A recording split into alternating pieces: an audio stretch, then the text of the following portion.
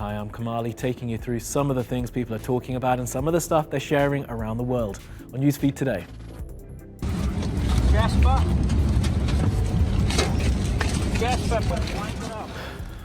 Australia in flames. Evacuations continue as the bushfires get worse.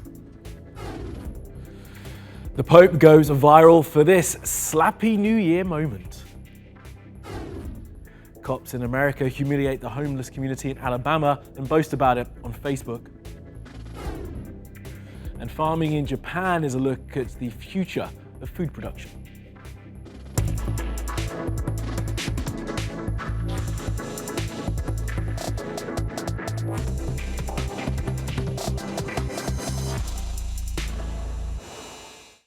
And top of our news feed, bushfires in Australia. They are getting worse. Tens of thousands are now trying to get out of the way of the flames. Flames which have affected parts of the country for months. Now, huge areas have burned in what is described as the worst fire season ever.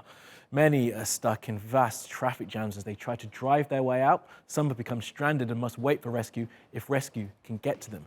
17 people are known to have died since these fires began in November, and the weather forecast says it's going to get hotter, drier and windier in the coming days. Here's Denis. Inside the eye of a storm. This is what Australian firefighters are up against. The video, shared by Fire and Rescue New South Wales, has been watched online more than 4 million times in 48 hours. Jasper, put the blanket up.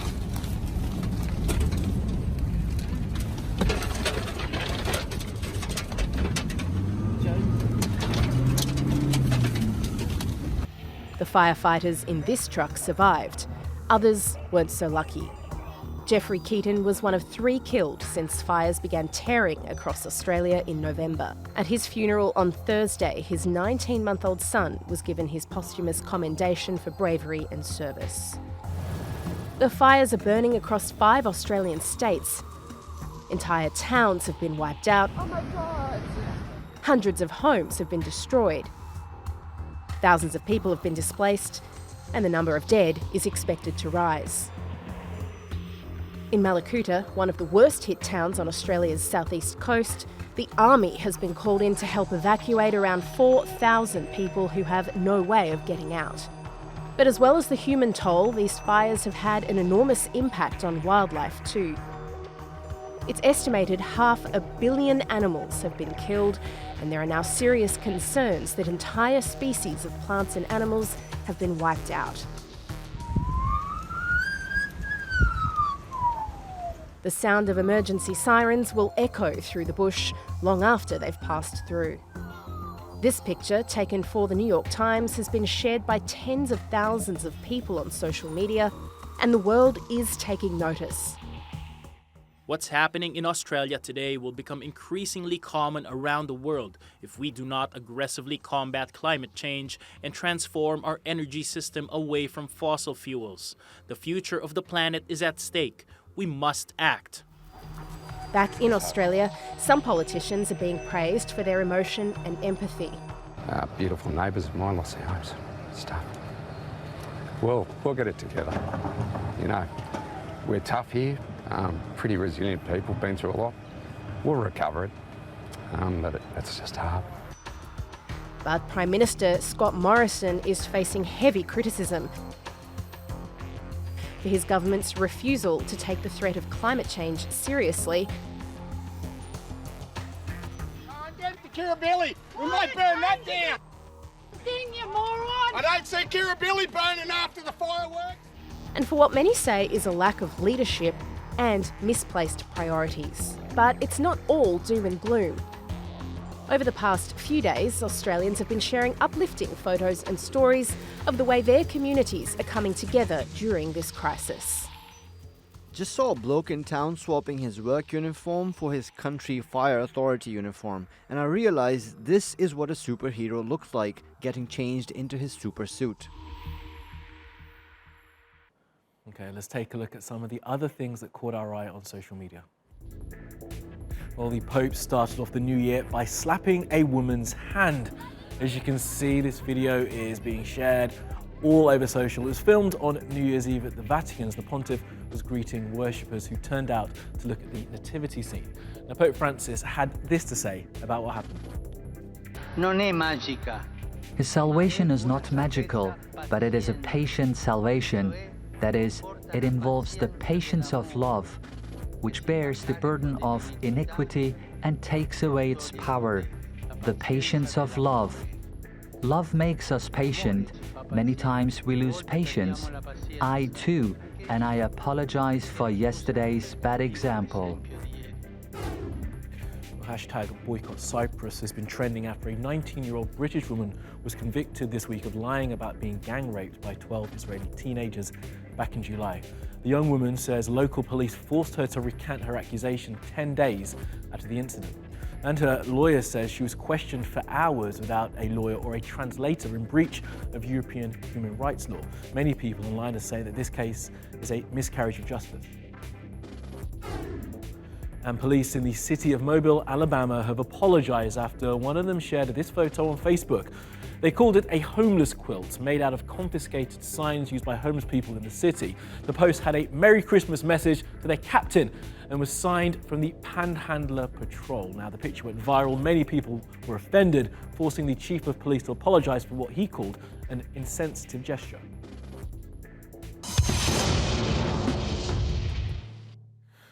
Well, the former boss of Renault Nissan, Carlos Ghosn, has fled Japan for Lebanon. He was being held in Japan on corruption charges. Now, reports say that he was spirited away in a case for a musical instrument, touched down in Istanbul before switching planes and arriving in Beirut.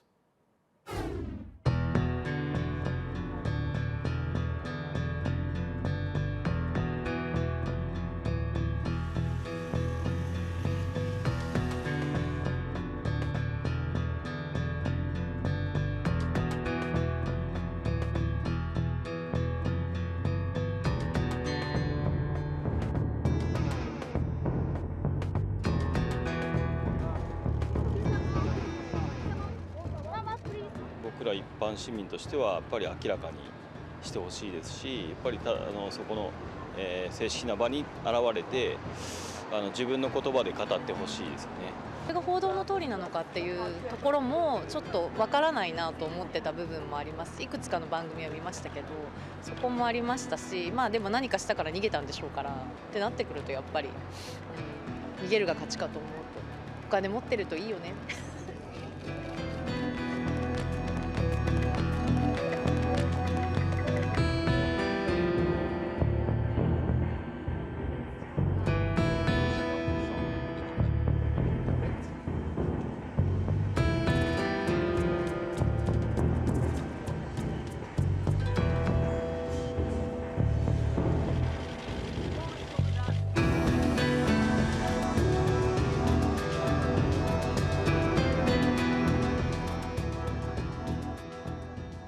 This is about a plot, this is about conspiracy, this is about backstabbing. Hopefully the truth will happen and the facts will happen.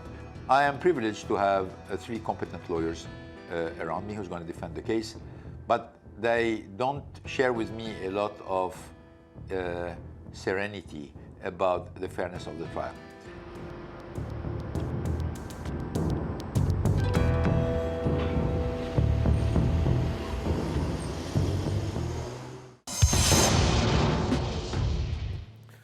Well, to India now, where the news of deaths of babies at hospital have had people on the internet there demanding answers.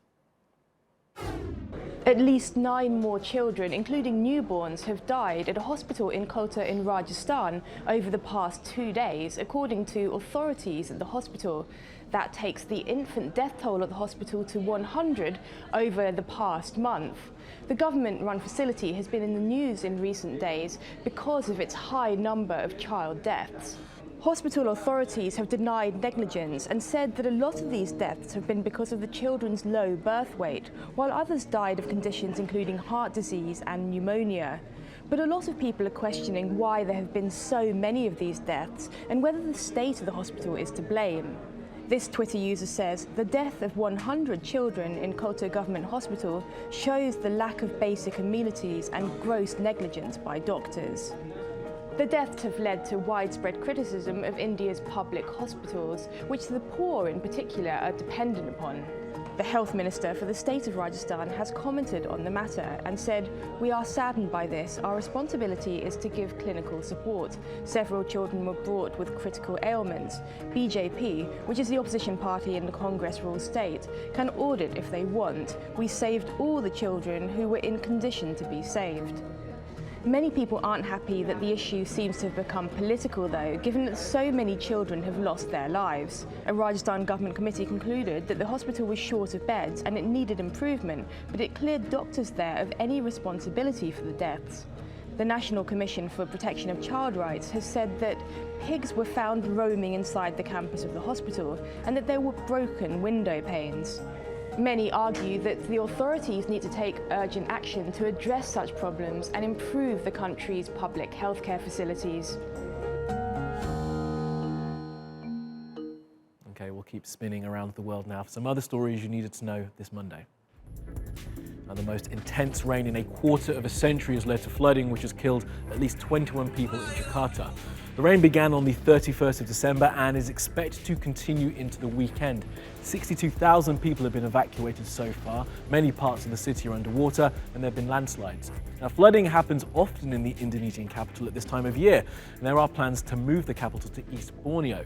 Jakarta is expected to be entirely submerged by 2050. The American conspiracy theorist Alex Jones has been ordered to pay $100,000 in legal costs as part of an ongoing defamation case. He used his now banned YouTube show InfoWars to claim that the Sandy Hook school massacre of 2012 was a hoax made up so the US government could strengthen gun control laws. The parents of a 6-year-old boy killed in that massacre, one of 26 people shot dead on that day, are suing Jones for defamation because he has said repeatedly that they are lying about what happened to their child. And US soldiers are now banned from having TikTok on their work phones. The app, owned by a Chinese company called ByteDance, is considered a security threat by the US Army, although they had recently used the app to try and recruit people. They're not telling their employees to delete their app from their personal phones, but they have advised them to use it with caution.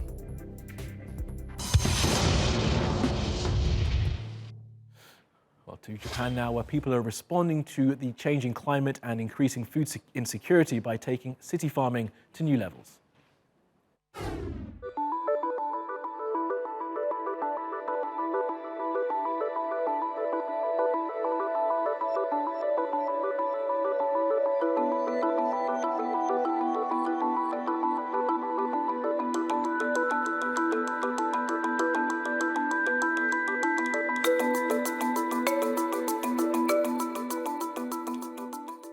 大規模でできることがまず一つあるのと、天候のそういう暑い時、寒い時の影響が受けないので、野菜にとっても非常に安定して生育できますし、人間も1年通して快適に作業ができるというのが一番のメリットだと思います。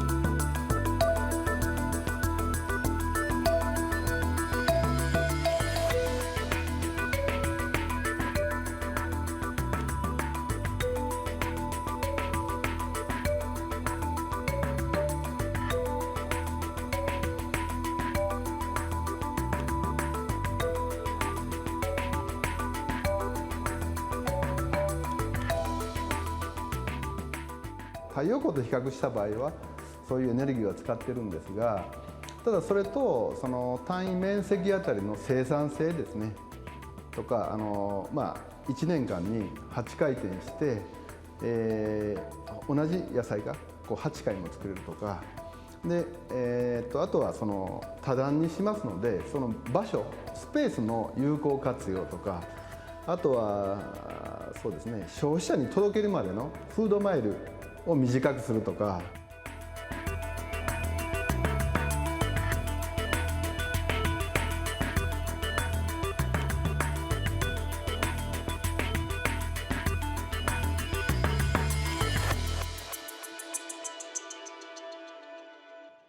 That'll do from the Newsfeed team. Reach out to me with your questions, comments, complaints and suggestions. You'll find me at Kamali Melbourne. You'll find us 24/7 on YouTube, and we'll see you again tomorrow.